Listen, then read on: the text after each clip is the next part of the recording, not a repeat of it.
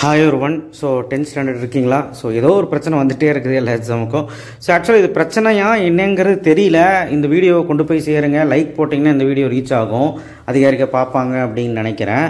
இந்த வீடியோவில் என்ன பிரச்சனை அப்படின்னா, இங்கே பாருங்கள், இதுதான் இன்றைக்கி நடந்த கொஸ்டின் பேப்பரு. இது ஆக்சுவலாக வந்து பார்த்திங்கன்னா 34ல் பி கொஸ்டின்.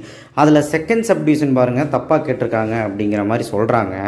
மாணவர்கள் தான் எனக்கு சொன்னாங்க. பட் ஆக்சுவலாக நான் பார்த்தேங்க, இருங்க இதோட சொல்யூஷனும் காமிக்கிறேன். இது வந்து புக்கில் இருக்க கொஸ்டின், ஆர்ட்ஸ் கொஸ்டின். இந்த கொஸ்டின் தான் இன்றைக்கி கேட்டிருந்தாங்க. ஸோ நான் படித்து பார்க்கும்போது சில வேரியேஷன்ஸ் இருக்குது பாருங்கள். நான் புக்கில் ஃபஸ்ட்டு படித்து காமிக்கிறேன். A solid compound A decomposes, நான் புக்கில் படிக்கிறேங்க, decomposes on heating into B and A gas C. இங்கே அண்ட் ஏ கேஸ் சின்னு போட்டிருக்காங்க. ஆனால் கொடுக்கப்பட்ட கொஸ்டின் பேப்பரில் decomposes into gas B and C. இங்கே வந்து ஆன் ஈட்டிங் டீகம்போஸ் மாற்றிக்கிட்டாங்க. சரி, ஓகே, அது கூட மீனிங்காக எடுத்துக்கலாம். But into gas B and சினா ரெண்டுமே கேஸாக எடுத்துக்கிறதா இல்லை பி மட்டும்தான் கேஸாக எடுத்துக்கிறதாங்கிற மீனிங் அங்கே போகுதுன்னு நினைக்கிறேன். ஸோ புக்கில் வந்து கேஸ் சின்னு கொடுத்துருக்குறான், பியில் எதுவுமே கொடுக்கல, கவனிச்சிங்களா? Into B and gas C, சிக்கு தான் கேஸ் கொடுத்துருக்காங்க, இங்கே கொடுக்கல, இங்கே கேஸ்ன்னு கொடுத்துருக்காங்க. ஸோ இது மிஸ்டேக்குன்னு தான் நான் நினைக்கிறேங்க. எக்ஸ்பர்ட்ஸ் யாராக இருந்தால் இந்த வீடியோ பார்த்தா சொல்லுங்கள், இது மிஸ்டேக்ஸாக என்னங்கிறது. எனக்கு தெரிஞ்ச மிஸ்டேக் மாதிரி தான் இருக்குது. And passing gas C through water it forms acidic, இது ஈஸி தான். ஸோ இதுக்கான ஆன்சர் என்ன அப்படின்னு பார்த்தோன்னா, தமிழ் மீடியத்துக்கு கரெக்டாக தான் கேட்டிருக்காங்க, இங்கிலீஷ் மீடியம் தான் தப்பாக கேட்டிருக்காங்க. தமிழ் மீடியம் படிக்கிறேன் பாருங்கள்.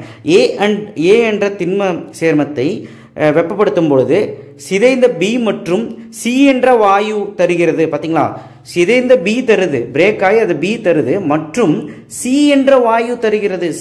சி மட்டும்தான் கேஸ் அப்படின்னு சொல்கிறாங்க. சி என்ற வாயுவை நீரில் செலுத்தும் போது அமிலத்தன்மையாக மாறுகிறது எனில் ஏபிசியை கண்டறிய. ஸோ உங்களுக்கு கொஸ்டின் புரிஞ்சிருக்கும்னு நினைக்கிறேன். இந்த இடத்துல மாறுதுங்க, இந்த கேஸ் சிங்கிறது கொடுக்கல, கேஸ் பின்னு கொடுத்துருக்குறாங்க. அப்போ கொஸ்டின் எரராக கூட இருக்கலாம். ஏதாவது டீச்சர்ஸ் பார்த்துட்டு இருந்தீங்கன்னா சொல்லுங்கள். ஆக்சுவலாக கரெக்டுனா ஓகே, கரெக்ட் இல்லைனா இது ரீச் பண்ணலாம், கிரேஸ் மார்க் கேட்கலாம். ஏன்னா இது இந்த கொஸ்டினுக்கு கண்டிப்பாக அப்படியே அவாய்ட் பண்ண ஒரு 3.5-4 மார்க் இருக்கும். ஏன்னா ரிவர்சபிள் சப்போஸ் 4 மார்க் கொடுத்தாங்கன்னா இதுக்கு 3 மார்க் இருக்கும், அதுக்காக தான் சொல்கிறேன்.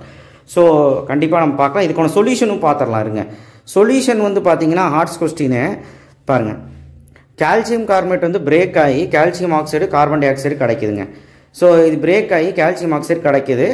CO2 கேஸ், இங்கே என்ன போட்டிருக்காங்க, கேஸ். ஜீனா கேஸ் தானே, அந்த கேஸ் தான் இது. அப்போ நம்ம கொஸ்டின் பேப்பரில் என்ன கொடுத்துருக்காங்க, பி தான் கேஸ்ன்னு கொடுத்துருந்தாங்க. அப்போ தவறு தானே.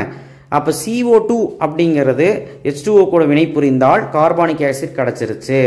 ஸோ இது 3 ABC எடுத்து, இதுதான் ஆன்சர். ஸோ தவறுதலாக கேட்டிருக்காங்க அப்படிங்கிறது உண்மை. நான் தமிழ் மீடியத்துக்கு கரெக்டாக கேட்டிருக்காங்க, இங்கிலீஷ் மீடியம் தப்பாக கேட்டிருக்கேன். எவ்வளோ பேர் இந்த கொஸ்டின் அட்டன் பண்ணிங்கன்னு தெரியல. ஸோ பார்க்கலாம் என்ன நடக்குதுன்ட்டு. தேங்க்யூ. இதை தான் அப்டேட் கிடச்சா நான் சொல்கிறேன். பார்க்கலாம், இது கொஞ்சம் ரீச் பண்ணுங்கள் எல்லாத்துக்கும். தேங்க்யூ.